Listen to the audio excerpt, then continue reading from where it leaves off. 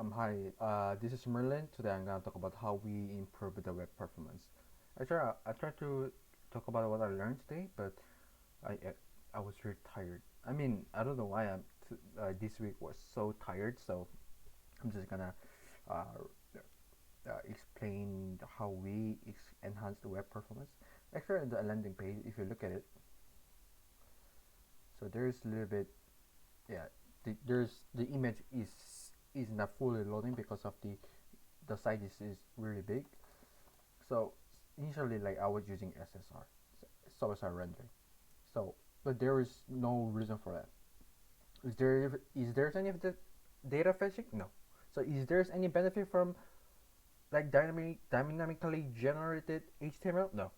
There, clearly no. So what? That's why we switch to the SSG server-side static site generation, and so it was really upset. And I compressed more of it. I compressed into low compressed format, WebP or JPEG format, and I set the parallel because the reason I set the parallel because this is really core images and the resource that we need was really or is really little bit. So I think parallel makes sense of it. So this is how we improve it in the landing page. And next is stats page. So this is how it looks before optimization. So the problem of this is you just have to. So this card is actually independent, and if I try to explain with the image, so this is gonna be like this. So database query, and there's not specific database query because there's an API of it. It's just like checking auth of it, authentication on the server side. So there's on the server side renders it and render app and send it, and there is like big component in the reg flow component. There's component A, component B, component C, component D, and there's like APIs of it. And the problem is it should wait D to wait D and it hydrated. So there should so we have to wait for the component D. So the problem was so the initial uh, uh, screen looks like this, and the second is look like this, and API calls and looks like this. And my question was, why don't I use SSR with sub component? Example, this three component is actually not independent. It's actually how do I say it? It's just like there's like interaction of it. If I create a to do, there's change of it and there's change of it. So I cannot use a server side component with this, but I can use server side component or server side rendering. So I was like, why don't I make this component like this? Render shell, add data or the server side, and just make page hydrate. So it could be like this. It could be like component A, selective hydration, and like this. So this is before optimization, and it just like blink. It just not there's no like smooth UX. But this is after this is after optimization,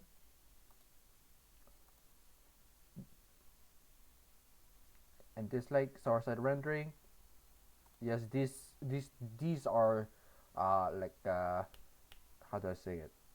Mm, not hydration. These are I forgot the word. Oh my gosh. Streaming. Discord streaming. So streaming. Yeah, this is smooth and the rendering logic is smooth.